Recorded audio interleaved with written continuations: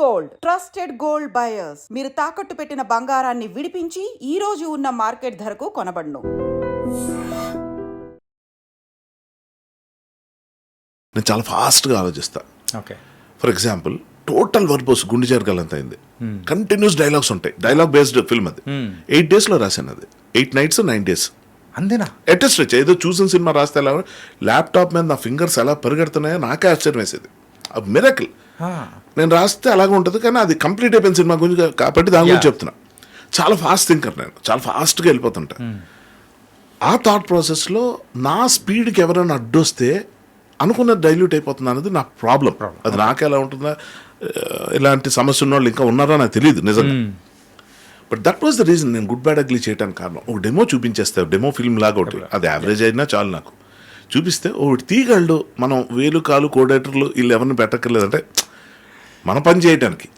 కోడేటర్ లేకుండా ఎవరు చేయరు, కానీ చెప్తున్నా అలాంటి కంఫర్ట్స్ మనకి బంపర్ ఆఫర్ లేకుండా స్మూత్గా నీ పని నువ్వు చేసుకో అనేది వస్తుంది కదా అని అనుకుని నేను చేస్తే అది బయటికి రాకపోగా, బట్ ఆ సినిమా నాకేం చేయాలో చేసింది, ఇంకో సినిమా ఇచ్చింది. ఇక్కడ ఇంకో రకమైన సమస్యలు వచ్చాయి. సో బేసిక్గా ఏంటంటే ఎప్పుడైనా మనం మానవ సహజమైన నైజం ఎలా ఉంటుందంటే, మనం ఏదైనా మన వల్ల ఏదైనా మనం ఎక్కడైనా ఫెయిల్ అయితే దానికి కారణం ఏంటంటే, ఒకవేళ నేను 10th ఫెయిల్ అన్నాను అనుకోండి, మా టీచర్లు సరిగ్గా చెప్పలేదు, ఎగ్జామ్ రాసిన రోజు నాకు ఒంట్లో బాగాలేదు, ఆ రోజు నాకు ఇదో జరిగింది, కారణాలు చెప్తాం, పైకి పక్కడితే తప్పని చెప్తాం.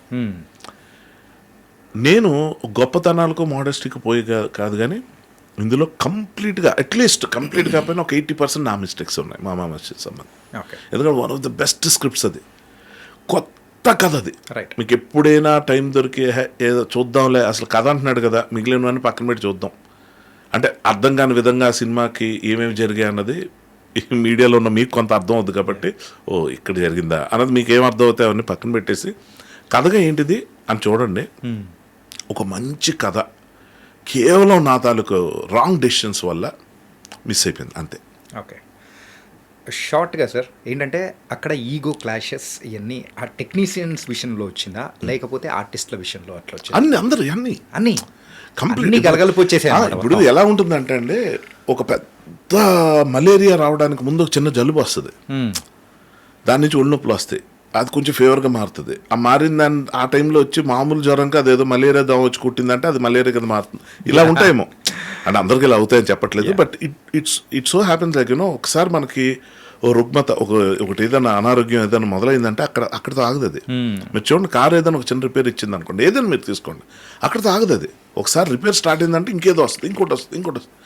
అలాగా మనకు తెలిసిపోతూ ఉంటుంది. స్టార్టింగ్లోనే తెలిసిపోయిందండి. నేను ఇవన్నీ కాదు, స్టార్టింగ్లో నాకు తెలిసిపోయింది ఇది కరెక్ట్ ట్రావెల్ కాదు, మళ్ళీ నేను దెబ్బతింటున్నాను అని తెలిసిపోయి, ఇప్పుడు చెప్పిన అసలు మైనస్ పాయింట్ ఓవర్ కాన్ఫిడెన్స్.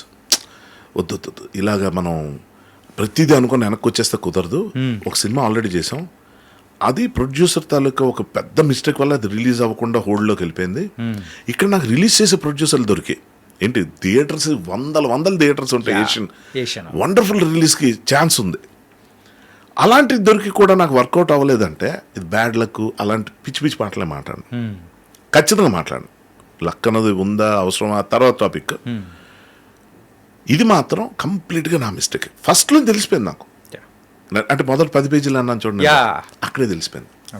500 పేజీల పుస్తకం, 10 పేజీలు ఏంటి 100 పేజీల పుస్తకం కాదు, 500 పేజీ పుస్తకంలో మొదటి 10 పేజీల్లోనే మొత్తం కొడుతుంది అన్నది అర్థమైపోయింది.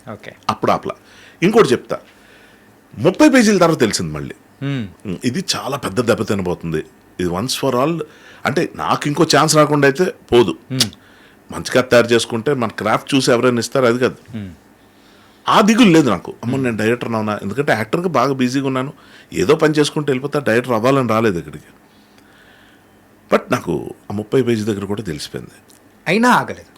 యాక్చువల్గా ఆగాను అక్కడ ఆగి ఆల్మోస్ట్ రెసిగ్నేషన్ మూడ్లోకి వచ్చేసి నేను అందరికి అనౌన్స్ కూడా చేసాను. సుధీర్ బాబు గారికి చెప్పేశాను, సార్ ఇది అవ్వట్లేదు, ఇంకోలా చేద్దాం. ప్రొడ్యూసర్కి వెళ్ళి చెప్పేశాను. చేసిన తప్పు ఏంటంటే చెప్పడం, ఇంకేదో చేసి ఉండాల్సిందే. అంటే ఒకటి ఏంటంటే అండి, ఇది ఎలా ఉంటాయంటే దిగిన తర్వాత ఆగడం కష్టం అండి, ఎందుకంటే చాలామంది ఇన్వెస్ట్మెంట్లు ఉంటాయి. ఆ 30 ఇప్పుడు ఆ 10% 20% అయింది లాస్ ఎలా భర్తీ చేస్తాం? అట్లీస్ట్ నేను ఒక ఆల్టర్నేట్ రిపేర్ చెప్పాలి. ప్రొడ్యూసర్ దగ్గరికి వెళ్ళి సార్ ఎక్స్ అమౌంట్ ఖర్చు అయింది కదా, ఇది వర్కౌట్ అవ్వట్లేదు, ఇక్కడ హోల్డ్ చేసేద్దాం, ఇంకోటి ఇలా చేద్దాం, ఇది ఇందులో కవర్ చేస్తా ఈ లాస్ని కూడా ఓకే ఓకే అన్న ప్రపోజల్ పెట్టచ్చన్న ఆలోచన నాకు రాలా. నేను చేయగలను, అది నేను చేయగలను, బ్రహ్మాండం చేసేవాడిని, నాకు ఎంకరేజ్మెంట్ ఉండేది కూడా.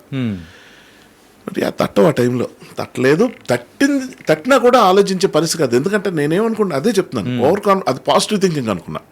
అది చిన్న లైన్ ఉంటుందండి రెండింటి మధ్యలో, thin line two thin, like అంటే వెంట్రుకన్నా పల్చని లైన్ అది. ఓవర్ కాన్ఫిడెన్స్కి పాజిటివ్ థింకింగ్కి ఆ రెండు ఒకలాగా అంటే కలిసిపోతాయి, రెండు వేరు అనుకుంటాం కానీ ఆల్మోస్ట్ దగ్గరలో ఉంటాయి అనమాట. అలాగే నేను అక్కడ మిస్టేక్ చేస్తాను, నాది మిస్టేక్. ఓకే సార్, కేడి మూవీలో మీరు నాగార్జున గారు అందులో మీరు ఫుల్ లెంత్ రోల్ అనేది చేశారు, కానీ దానికి వన్ ఆఫ్ ద ఏడీగా సందీప్ రెడ్డి వంగ గారు కూడా work చేశారు. లవ్లీ మెమరీ అది. యా ఏంటో సార్ ఆ మెమరీ ఎలా ఉంది, అసోసియేషన్ ఎలా ఉంది? బ్రిలియంట్ మెమరీ, అంటే వండర్ఫుల్ మెమరీస్. అవి చెప్పకూడదు నేను, ఎందుకంటే ఇప్పుడు అతను ఎక్కడో ఉన్నాడు. యా నాకు నేను చెప్పేవి ఎంత ఘోరంగా ఉంటాయంటే, ఓ ఎంత బాగుంటుందో వీళ్ళిద్దరి మధ్య అన్నది ఉంటుంది పాజిటివ్గా తీసుకుంటే. బట్ అదేంటంటే అదేదో ఇప్పుడు నేను గొప్పగా చెప్పుకుంటున్నట్టు అలా ఉంటుంది. కానీ అట్లే లేదు సార్, జస్ట్ అంటే యాజ్ అంటే ఆడియన్స్ నుంచి వచ్చినోడు, బాగా డౌన్ టు ఎర్త్, పైగా మనిషి ఎప్పుడు సినిమా తప్ప ఇంకోటి తెలియదు. యా నేను అప్పటికే కొంచెం రైటింగ్ అది ఇది అని కొంచెం అప్పటికి గుండె జారవన్నీ కాదు కానీ, బట్ అమృతంగా పాపులర్ అయ్యి నేను డైరెక్షన్ అవి చేస్తాను ఇవన్నీ కొంచెం తెలుసు.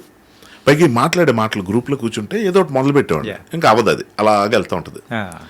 సో అలాగ నన్ను నేనేం మాట్లాడినా షార్ట్ గ్యాప్ వస్తే పక్క వచ్చి కూర్చుండిపోయాడు. సార్ ఇలాగ అంటే కుర్చీ చేసుకుని కూర్చోన్న టైం ఉండదు, అలా కూర్చుంటేనే అలా కదంటే కాదు సార్ చిన్న డౌట్, ఇదైతే మీరు ఎలా అనుకుంటారు, ఇదైతే మీరు ఏం చేస్తారు అన్న క్వశ్చన్స్ ఏదైతే అడుగుతున్నాడో డెఫినెట్గా చాలా మంచి విషయం ఉన్న మనిషి అన్నారు. అంటే ఇంకా ముఖ్యమైన విషయం, మట్టిలో మాణిక్యం ఒకడు ఉన్నాడు, తన పేరు కేకే కిరణ్. ఓకే ఎవరు? కేడి డైరెక్టర్. యా ఆ సినిమా ఫెయిల్ అవటం వల్ల ఈ రోజుకి స్ట్రగుల్ అవుతున్నాడు అన్నమాట పక్కన పెడితే, సినిమా ఇండస్ట్రీలో ఇలాంటి విచిత్రాలు విపరీతాలు చాలా ఉంటాయి. పార్ట్ ఆఫ్ గేమ్ కింద తీసుకుంటాం తెలిసిన వాళ్ళకి. కానీ తన తాలూకు టేస్ట్ కానీ తన తాలూకు చాయిస్ కానీ చూస్తే డైరెక్షన్ డిపార్ట్మెంట్ దగ్గర నుంచి శ్రీకాంత్ అని చెప్పి కాస్ట్యూమ్ డిపార్ట్మెంట్లో ఉన్నవాళ్ళు, కేకే టీం ఉండేది వండర్ఫుల్ టీం అనమాట. అంటే అతన్ని సెలెక్ట్ చేసుకున్న మనుషుల్లో ఏదో ఉంటుంది, ఏదో యూనిక్ థింగ్ అనేది ఉంటుంది, ఒక డెఫినెట్గా ఒక పెక్యులర్ ఆస్పెక్ట్ ఒకటి ఉంటుంది, ఓకే ఒక పెక్యులర్ క్రాఫ్ట్ టాలెంట్ ఏదో ఉంటుంది. Of all the people Sandeep నాకు బాగా కనెక్ట్ అయ్యాడు అప్పట్లోనే. చూసి అరే బాగుంది అని నాకు ఆ ప్రివిలేజ్. శేఖర్ కమల గారి దగ్గర నాగార్జున పరిచయం కానీ వీళ్ళందరూ ఎలాగంటే అప్పుడప్పుడే స్టార్ట్ అవుతున్నాయి కెరియర్స్. నేను వాళ్ళకన్నా కొంచెం సీనియర్ని. సో ఆబ్వియస్గా మనకి ఇవ్వాల్సిన వాల్యూ మన మాట తీరు కానీ ఇంకోటి కానీ నా దగ్గరకు అది బాగుండేది. అవన్నీ అంటే చెప్పడం నాకే మొహమాటంగా ఉంటుంది, ఎందుకంటే ఏదో ఇంకా చాలామంది ఉన్నవి లేని కూడా చెప్తుంటారు కదా, ఆ కేటగిరీలో నన్ను ఎవరు అనుమానించడం నాకు నచ్చదు. సో యా బాండ్ మాత్రం ఉంది. ఇప్పటికీ నేను ఎంత పెద్దోడైపోయాడు కదా అని చెప్పి అర్జున్ రెడ్డి టైంలో తన నెంబర్ తీసుకొని మెసేజ్ పెట్టడం పెద్ద విషయం కాదు, కానీ వద్దులే, ఎప్పుడైనా ఎదురు పడినప్పుడు తను మాట్లాడే తీరు బట్టి నేను నెక్స్ట్ మాట మాట్లాడొచ్చా లేదో ఆలోచిస్తా. ఎందుకంటే ఫ్రాంక్లీ నేను ఏదో డిసప్పాయింట్ అయిపోతాను, తను ఏదో మర్చిపోతాను, ఇవి కూడా కాదు. నిజంగా తనతో ఏం మాట్లాడాలో కూడా తెలియదు నాకు. ఏం చెప్తాం, యానిమల్ బాగుంది, భలే నచ్చింది అని 2 సార్లు చూసాను, ఇవే మాట్లాడాలి. థ్యాంక్ యూ ఏం చేస్తున్నాను, నన్ను ఏదో అడిగితే 2 మాటలు, సరే కలుద్దాం, తప్పకుండా కలుద్దాం, కలవం. సో ఇలా కాకుండా ఏదైనా ఒక కన్స్ట్రక్టివ్గా ఏదైనా ఉందా అన్నది చూసుకుంటే కనుక అప్పుడు నేను ఇచ్చేస్తాను. కానీ నేనేం చేశాను, ఫేస్బుక్లో తను ఉన్నాడు, తను ఏదైనా పోస్ట్ పెడితే 20 లైక్లు 30 లైక్లు వస్తుంటాయి. చెప్తున్నా మాట వరుసకి 100 కూడా నేను చూసిన దాఖలాలు లేవు. సచ్ ఎ బిగ్ డైరెక్టర్కి మంచి పోస్టులు పెడతాడు, మంచి సాంగ్ విజువల్ లేదు. ఇదేంటి అంటే అక్కడ తక్కువ, అక్కడ నిజంగా చాలా మందికి సందీప్ రెడ్డి వంగ ఒరిజినల్ అకౌంటా కాదు కూడా తెలియదు, అది పాయింట్. నాకు డౌట్ వచ్చింది, సరేలే అని చెప్పి మెసెంజర్లో పెట్టా, బాగా గుర్తొస్తుంటావు నువ్వు, నేను నీ సక్సెస్ చూస్తున్నాను, బాగుంది, ఎప్పుడైనా ఎదురు పడితే తప్ప నేను ఇక్కడ ఏం మాట్లాడదలుచుకోలేదు అని చెప్పగానే వెంటనే sir let's catch up sir అని పెట్టి రిప్లై ఇచ్చింది. తన లాంగ్వేజ్ తన స్టైల్ నాకు తెలుసు కాబట్టి తర్వాత కనుక్కుంటే తెలిసింది తన అకౌంట్ అది. So it's good thing. అంటే ఇంకా కొన్ని ఎలాగంటే నిజంగా అంటారు కదా, ఇడు పని ఉంటేనే కలుస్తాడు రా లేకపోతే కలవడా, నేను ఆ టైపే. ఓకే. నేను పని ఉంటేనే కలుస్తా, లేకపోతే ఎందుకు అనవసరంగా ఉత్తినే వేరే వాళ్ళ టైం తిని నాకేదో టైం పాస్ అవ్వట్లేదని ఖాళీగా ఉన్న పద అక్కడికి వెళ్ళి ఇంకా ఆడు గురించి వీడి గురించి మాట్లాడుకోవాలి. అంటే ఇప్పుడు అదే చేస్తాం కానీ బిచ్చింగ్ ఉంటుంది ఈ కెమెరాలో మైకులు లేకపోతే ఆడెంతదవా ఈడెంతదవా అది ఇది టైం వేస్ట్. సార్ ఇంత ఫిలాసఫికల్గా మీరు మాట్లాడుతూ ఉంటారు, ఇది ఫిలాసఫీయా? అంటే ఫిలాసఫికల్గా కొన్ని మాటలు సార్. అవునా? అంటే లైఫ్లో అందరూ అంటుంటారు కానీ ఎక్కడైనా చెప్పండి అలాంటివి ఏమైనా దొరికితే. సార్ నిజంగా నాకు తెలీదు. నేను this is how I talk. నేను మామూలుగా మాట్లాడినప్పుడు కూడా ఎలా ఉంటాయి. సరే